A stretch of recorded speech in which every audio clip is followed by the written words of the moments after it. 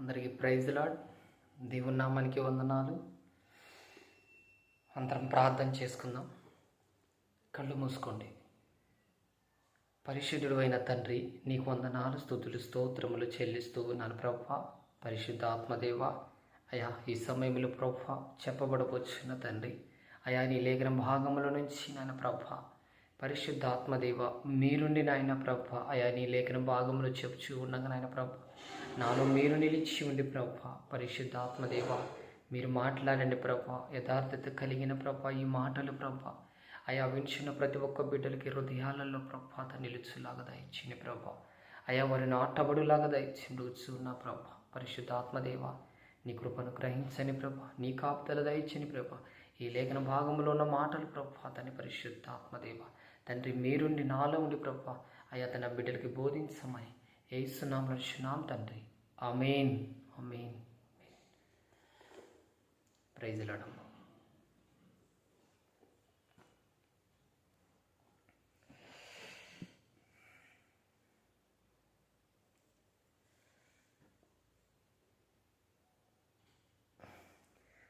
కీర్తనల గ్రంథము 15వ అధ్యాయము 1వ వచనం నుండి 5 వచనాలు ధ్యానిస్తాం. ఇవి రకరకాలుగా బోధిస్తున్నారు. సరే, ఇక్కడ ఆయనే ప్రశ్న వేశాడు, ఆ జవాబు కూడా ఆయనే చెప్పాడు. రెండు ఆయనే చెప్పాడు, ఆ జవాబు కూడా. సరే, ఆ మాట లేదో ధ్యానిస్తాం. మనస్ఫూర్తిగా ఈ మాటలు ఆలకించండి, చూడండి, మీరు కూడా చూడండి. సరే, ఎవరెవరి బోధలు ఎవరెవరి మాటలు విన్నారో సరే ఈ మాటలు కూడా ఎలా ఉన్నాయో వినండి. సరే, యెహోవా నీ గుడారంలో అతిథిగా ఉండదగిన వాడెవడు? నీ పరిశుద్ధ పర్వతం మీద నివసింపదగిన వాడెవడు? ఈ ప్రశ్న ఇది మనకి. యెహోవా నీ గుడారములో అతిథిగా ఉండదగిన వాడెవడు? నీ పరిశుద్ధ పర్వతము మీద నివసింపదగిన వాడెవడు? ఇది అంటే ఇప్పుడు ఈ మొదటి వచనంలో పరలోకం గురించి మాట్లాడుతున్నాం. పరలోకంలో ఆయన స్థానాన్ని అంటే అతిథిగా అంటే ఆయనలో ఒక భాగముగా, అంటే పరలోకంలో మనమందరము అంటే సరే ఆయన్ని అంగీకరించిన బిడ్డలు, ఆయన ప్రేమించిన బిడ్డలు ఈ లోకంలో ఆయన శరీరాన్ని ఆయన రక్తాన్ని పుచ్చుకొని ఈ లోకంలో నిలిచి ఉన్న ప్రతి ఒక్కరు కూడా సరే కింద వచనాలన్నీ వారు ఎవరైతే ఇలా ఈ మాటను బట్టి ఎవరు యథార్థత కలిగిన జీవితం ఎవరు జీవిస్తారో, పై వచనాన్ని బట్టి ప్రశ్నను బట్టి వచనాన్ని బట్టి కింద ఉన్న జవాబును బట్టి ఈ మాటలను బట్టి ఎవరున్నారనేది వివరంగా చెప్తాను.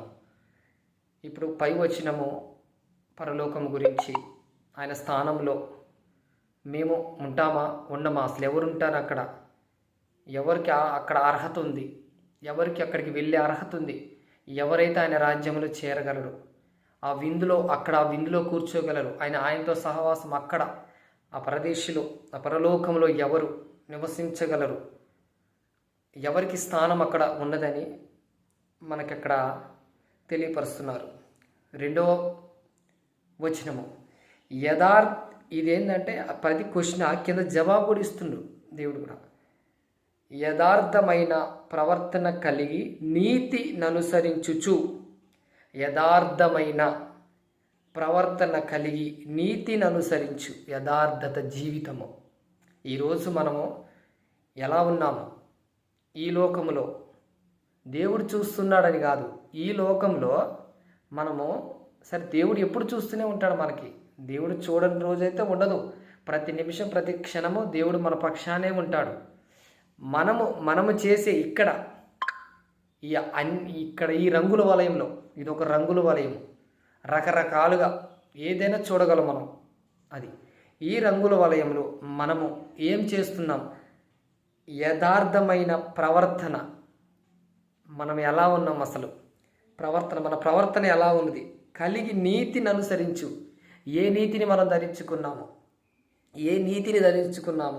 నీతిని ధరించుచు హృదయపూర్వకంగా నిజముగా పలుకువాడే, అంటే అన్ని యథార్థత కలిగిన జీవితము జీవిస్తూ యథార్థంగా నిలుచువాడే. అంటే ఇక్కడ ఈ వచ్చిన మట్టికి అంటే పైన వచ్చిన క్వశ్చన్కి జవాబు ఇక్కడ దాకా ఉంది. మళ్ళీ ఇది కూడా ఉంది. మూడోది కూడా, అట్టివాడు నాలుకతో కొండెములాడు, అంటే యథార్థత కలిగిన జీవితము జీవించేవాడు. వాడు మాట్లాడే ప్రతి మాట కూడా తేటగా, సూటిగా, ప్రతిది కూడా ఎవరిని హట్ చేసేలాగా, ఎవరిని బాధ పెట్టేలాగా, అందరినీ ప్రేమిస్తూ, అందరినీ సమాధానం ఉంచుకుంటూ, ప్రతి వారిని కూడా నా స్నేహితులు, నా పనివారు, అన్నిటిలో కూడా సహకారిగా ఉంటూ నీతిని అనుసరించు, యథార్థత అనుసరిస్తూ జీవించేవాడే ఆయన రాజ్యంలో ఇప్పటిదాకా సరితూకగలడు. ఇప్పుడు దేవుని మాట అక్కడ, యెహోవా నీ గుడారంలో అతిథిగా ఉండదగిన వాడెవడు. ఇది ఇక్కడ దాకా యథార్థమైన ప్రవర్తన కలిగి నీతిని అనుసరించు వాడు హృదయపూర్వకంగాను నిజముగా పలుకువాడు. అంటే ప్రతి మాట కూడా వాడి నోట్లో నుంచి వస్తున్న, అతని నోట్లో నుంచి మేము కూడా అందుట్లో అందరం ఉన్నాం, మా నోటి నుంచి వస్తున్న ప్రతి మాట కూడా నిజముగా, ఆ మాట నిజముగా ఉండాలంట. పలికే ప్రతి మాట కూడా నిజముగా పలుకువాడే ఆ మాట. ఏ మాటనైనా యథార్థముగా ఆ మాటని పలుకువాడే. అట్టివాడు నాలుకతో కొండెములాడడు, అంటే యథార్థతగా జీవించేవాడు. అట్టివాడు నాలుకతో ఎలా మాట్లాడతారంటే కొండెములాడడు, అంటే అబద్ధాలు మాట్లాడడు.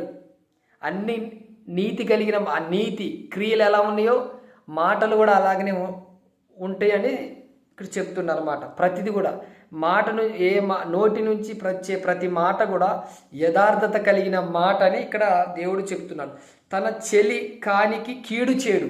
చెలి కానికి అంటే స్నేహితులకి, బంధువులకి, ప్రతి ఒక్కరికి కూడా, ఎవరికి కూడా ఆయన ఇప్పుడు యథార్థత కలిగిన జీవితం ఎవరు జీవిస్తున్నారో అవతల వారికి హాని చేయడు. అక్కడ హాని చేయడు.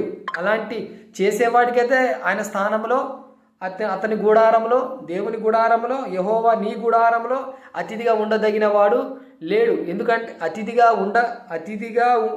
ఉండదగిన వాడు ఎవడు అంటే అలా చేసేవాడు ఉండడు. నీతిగా, యథార్థంగా ఈ లేఖన భాగాన్ని ఎవరుంటారో వారు మాత్రమే ఆయన గుడారంలో నివసింపదగిన వారు. ఇక్కడ దాకా అంటే 3 అయిపోయినాయి. కీడు చేయడు. తన పొరుగువాని మీద నింద మోపడు. పొరుగువాని మీద ఎవరైనా కానీ నింద, అవతల వారు సరే వారు తప్పు చేయకపోయినా వాళ్ళు ఎలా జీవిస్తున్నారు కానీ యువతల అలా యథార్థత జీవితం జీవించేవాడు వాడి మీదంట ఇలాంటి తప్పుడు మోపడు. వాడి మీద తప్పే ఉన్నదనుకో, నువ్వు తప్పు చేసినవురా అనే మాట అనేది అవతల ఈ యథార్థత జీవితం జీవించేవాడు అలా వాడిని విమర్శన చేయడు. అలా విమర్శన చేసేవాడైతే ఆయన రాజ్యంలో స్థానం లేదు అని ఇక్కడ దేవుడు చెప్తున్నాడు. దేవుడు సమాధానం, ఇక్కడ ప్రశ్న జవాబు ఆయన ఇస్తున్నాడు. మొత్తం ఇక్కడే ఉంది, జవాబు ఏడే ఉంది, ప్రశ్న ఏడే ఉంది. కానీ కీడు తనకు మింద మోపడు. 4వది, అతని దృష్టికి నీచుడు, అసహ్యుడు.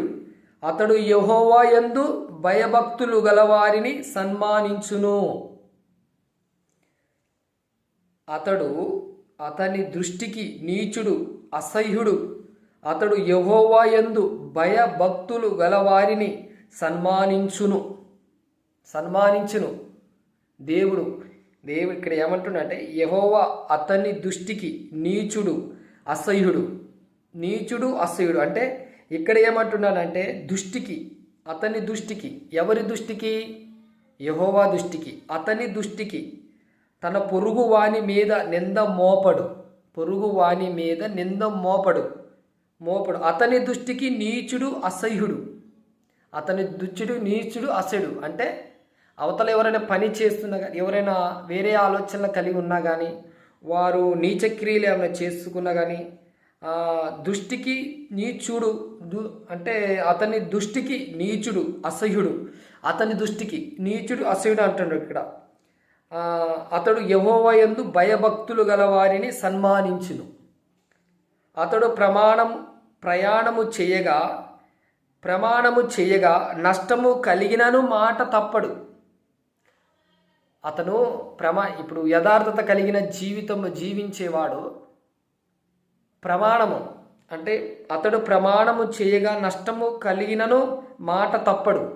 ఆయన సరే యథార్థత కలిగిన జీవితంలో జీవిస్తూ ఉన్నా కానీ, ఆయనకి అందుట్లోకి వెళ్ళిన ప్రమాదం వచ్చినా కానీ, సమస్య వచ్చినా కానీ, బాధ వచ్చినా కానీ, ఏదొచ్చినా కానీ దాని ప్రకారం ప్రమాణము చేయగా, అతను ఆ విషయంలో వేరేనా ఫోర్స్ చేయడం వల్ల, దేని విషయంలో ఇది నువ్వు చేసావా లేదా, అది అంటే వీళ్ళు ఫోర్స్ చేయడం వల్ల వాళ్ళు దాన్ని సరే ఇది నేను చేయకపోయినా చేసినని వాళ్ళు ప్రమాణం చేసినా అక్కడ నష్టము కలిగినను మాట తప్పుడు. సరే అక్కడ ప్రమాణం చేసినా వాళ్ళందరూ పోగై అతని మీద నిందారహితం మోపినా కానీ, అతన్ని వేలు పెట్టి చూపించినా కానీ, ఈయన తప్పు అని నేను చేసినని ఆడ చెప్పుకున్నా వచ్చినా కానీ అతనికి ఏమంట కలిగిన మాట తప్పడంట. ప్రమాణము చేయగా నష్టము కలిగినను మాట తప్పడు. ప్రమాణం చేసిండనుక అతను మాట తప్పడంట. అదే మాట మీద నిలిచి ఉంటుడంట యథార్థత జీవితము జీవించేవాడు.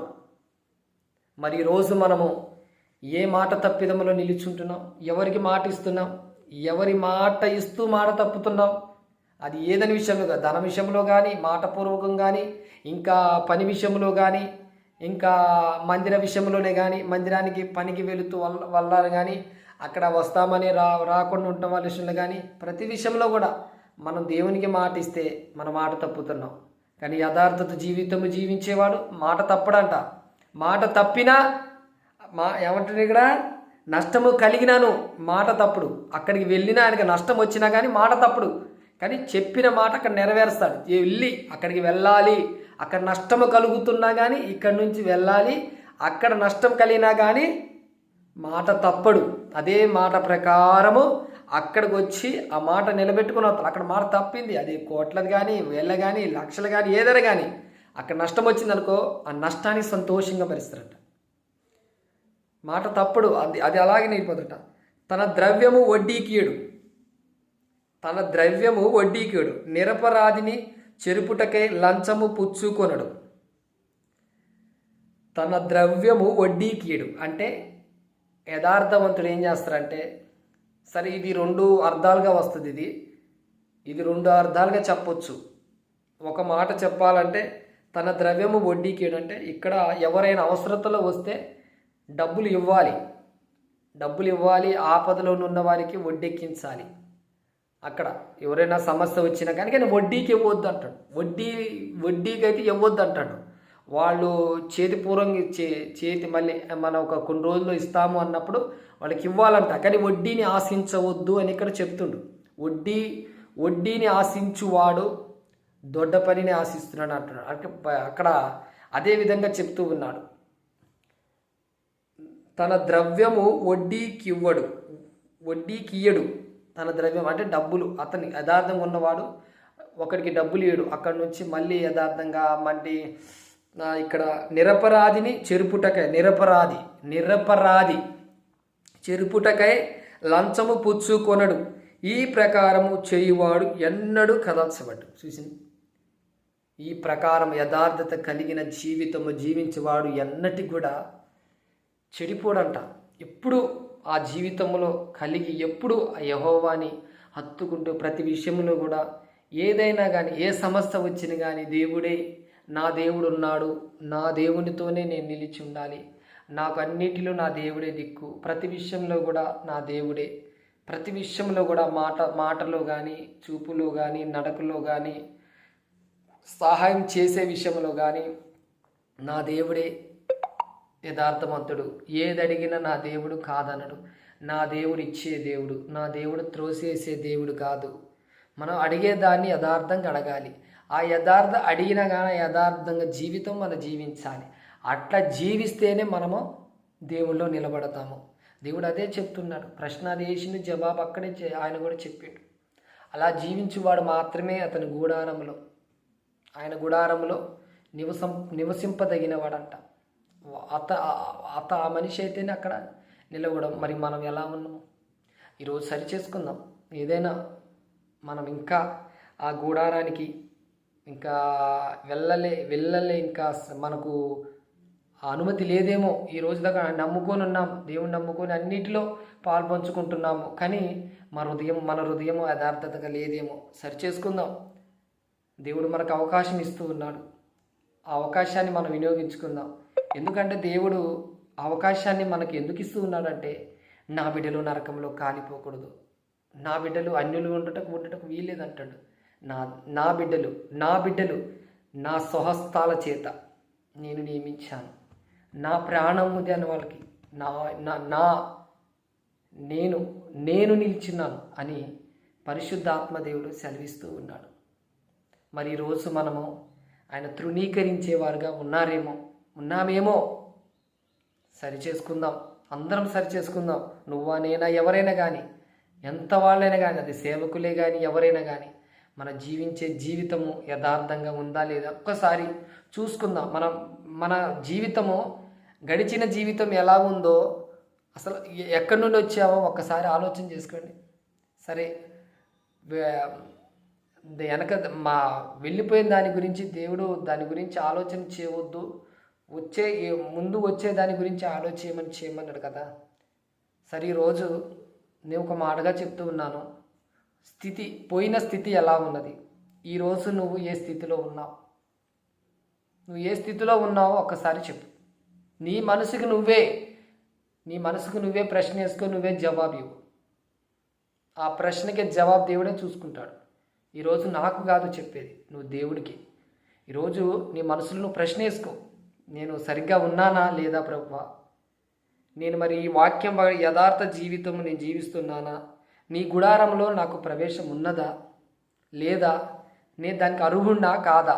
నువ్వు అర్హుడువా కాదా అనేది ఆయన చూసుకుంటాడు. మనం ముందు ఆయన్ని, మన హృదయాన్ని అర్పించుకుందాం. మన జీవితం ఎలా ఉందని ఒక్కసారి ప్రశ్నించుకుందాం. మనం ఉదయం నుంచి సాయంత్రం దాకా ఏం చూస్తున్నాము, ఏం మాట్లాడుతున్నాము? ఇక్కడ ఏమంటాడు? యథార్థత కలిగిన జీవితం అంటాడు. మరి మనం ఆ జీవితం జీవిస్తున్నామా? ఎవరికైనా సహాయం చేస్తున్నామా? ఎవరైనా కన్నీళ్లతో ఏడుస్తుంటే ఆ కన్నీళ్లు తుడుస్తున్నామా మనపై? ఎవరైనా బాధలో ఉంటే ఆ బాధను ఓదారుస్తున్నామా? చనిపోయిన వారి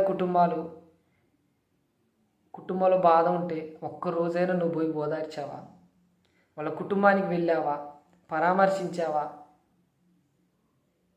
అదొక వాళ్ళకి సంతోషము. ఎందుకంటే మనం దేవుని ధరించుకొని ఉన్నాం కాబట్టి, దేవుని బిడ్డలం కాబట్టి, అది చనిపోయిన వారి దగ్గరికి, వారి కుటుంబాల దగ్గరికి వెళ్ళటం కాదు. చనిపోయిన వారి దగ్గరికి వెళ్ళి వాళ్ళని ఓదార్చడం. చనిపోయిన వారిని ఓదార్చమనట్లేదు నేను. చనిపోయి వాళ్ళు ఆ చనిపోయిన వ్యక్తి విషయంలో ఆ కుటుంబం అంతా బాధపడుతుంది కదా. వారిని మందలింపు, వారిని ఎలా ఉన్నారు ఏందని వారిని మందలింపమని అడుగుతున్నాను, చెప్తున్నా. అది మరి మనము అలా మందలిస్తున్నామా? వారిని ఓదార్చి వస్తున్నామా? మరి ఎలా వస్తున్నాం? మరి అతని కొరకు ప్రార్థన చేస్తున్నామా? ఈ లోకాన్ని విడిచిపెట్టి వెళ్ళాడు కదా, మరి ఈ లోకంలో ప్రభా మరి యథార్థతగా నీ జీవితం జీవించాడా? నా కుమారుడు, నా కుమార్తె, నా భర్త, నా బిడ్డ, మరి ఎవరు చనిపోయారు? మరి నువ్వు ఇక్కడ నువ్వు ఏడుస్తున్నావే కన్నీటి చేత, మరి నువ్వు దాని విషయంలో నువ్వు ప్రార్థన చేస్తున్నావా అసలు? అయ్యా నేను ఏడుస్తున్నాను కదా, నా కుమారుడు కొరకు, నా కుమార్తె కొరకు, నా భర్త కొరకు, ఇంకా నా బంధువుల కొరకు నేను ఏడుస్తున్నాను కదా. మరి అది అది ఏడుపు నిజమేనా? ఆ ఏడుపు నిజమేనా? అసలు ఆ వ్యక్తి ఎలా జీవించాడు ఇక్కడ? దాన్ని వర్ణించకుండా నేను కన్నీరు పెడుతున్నాను ఇది ప్రభువా. దాన్ని వర్ణించుటకు నాకు శక్తి నీవు ప్రభువా. నేను ప్రార్థన చేసుకోవాలి ప్రతి విషయంలో కూడా. ఒక చనిపోయిన వ్యక్తి, ఆ వ్యక్తి చేసిన సరే అది ఏ క్రియలైనా కానీ, అంటే అది జపక్రియలైతే దాని గురించి నువ్వు ప్రార్థన చేయి ప్రభువా. మరి ఈరోజు ఈ లోకంలో ఉన్నప్పుడు చాలాసార్లు నేను గద్దించాను, మరి నా మాట వినలేదు ప్రభువా. లోకానుసారం తిరిగింది అని ప్రభువారికి నువ్వు చెప్పు. ప్రతిదీ కూడా ఆ సమయంలో నువ్వు కన్నీళ్ల చేతనే ఏడుస్తుంటేనే నీ హృదయము ప్రార్థనలోకి వెళ్ళాలి. అక్కడ కన్నీరు పెట్టేది ఏమీ రాదు, వీళ్ళు చూడటం తప్ప ఏమీ లేదు. నువ్వు కన్నీళ్లు పెడుతూ ఉన్నప్పుడు నీ యథార్థతమైన హృదయము తెరవబడుతుంది. అప్పుడు దేవుడు ఆయన ఇచ్చే తీర్పు ఎలా ఉంటుందో నువ్వు ప్రార్థన చెయ్యి. మరి ఈ లోకం విడిచిపెట్టి వచ్చి ఉన్నాడు ప్రభువా, మరి నీ లోకానికి చేరి ఉన్నాడు, విశ్రాంతి తీసుకొని ఉన్నాడు. మరి నా కుమారుడు కానీ నా భర్త కానీ ఎవరు చనిపోయారు, దాని నిమిత్తము నీ మనస్సులో ఆయన ఎక్కడికి వెళ్ళాలని అనుకుంటున్నావో ప్రభువా, మరి నీ దగ్గరికి చేరిందా ప్రభువా. మన కుమారుడు మంచి జీవితమే జీవించిండు కదా అని కాదు, మంచి జీవించిండని మరి నీకు తెలుసు ప్రభు. నువ్వు సమస్తము నువ్వు ఎరిగిన దేవుడివి, నీకు తెలియనిదంటూ ఏమీ లేదు అని నువ్వు అలా దేవునితో నువ్వు ఆ సమయంలో నువ్వు మొరపెడుతున్నావా? నీ కన్నీళ్ళ చేత నువ్వు మొరపెడుతున్నావా? కన్నీళ్లు కారుస్తూ అలా ఆ హృదయంలో నువ్వు నీ పైన కన్నీళ్లు కారుస్తున్నావు, కానీ నీ హృదయంతో ప్రార్థన చెయ్యి. దేవుడే చూసుకుంటాడు ప్రతి విషయంలో కూడా. అర్థమైందా ఈ వచనము? కీర్తనల 15 మొదటి వచనం నుంచి 5 వచనాలు ధ్యానించాను. మరి ఇందులో ఏమైనా మరి నేను నేర్చుకున్న ఈ బోధలో మరి మీకు చెప్పాను. మరి ఏమైనా తప్పుగా ఉంటే మరి క్షమించండి. మరి ఏదైనా నీకు సరికావాల్సి ఉంటే ఏమైనా చెప్పండి. సరే, ప్రార్థన చేసుకుందాము. అందరూ కూడా ఈ లేఖన భాగాన్ని ధ్యానించండి పదే. ఎందుకంటే ఈ మాటలు, ఈ వచనాలు ఒక్క వచనే పట్టుకుని కాదు, బైబిల్లో అచ్చట ఇచ్చట ఉంటాయంట. అంటే ఆ మాట వేరే చోట వేరే రెఫరెన్స్ కూడా ఉంటాయి ఎక్కడో. దాన్ని మనము చూసుకుంటూ ఆ లేఖన భాగంలో ఉన్న మాటలు సరే మనం చదువుతూ ఉండాలి. దాని మీదనే అదే సత్యమని దాన్ని మనము అదే నిజమని నమ్మొద్దు. దాని రెఫరెన్స్ మంచి నమ్ముకోవాలి అని. కొంతమంది మోషే విషయంలో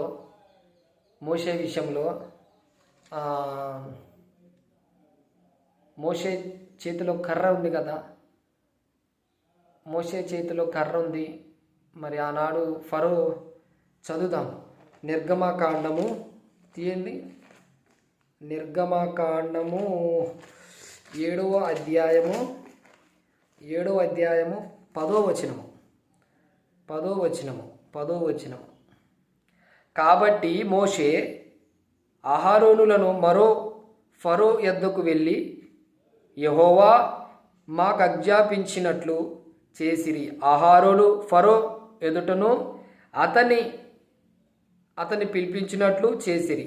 అహరోను ఫరో ఎదుటనున్న అతని సేవకులు ఎదుటను తన కర్రను పడవేయగానే అది సర్పమాయను.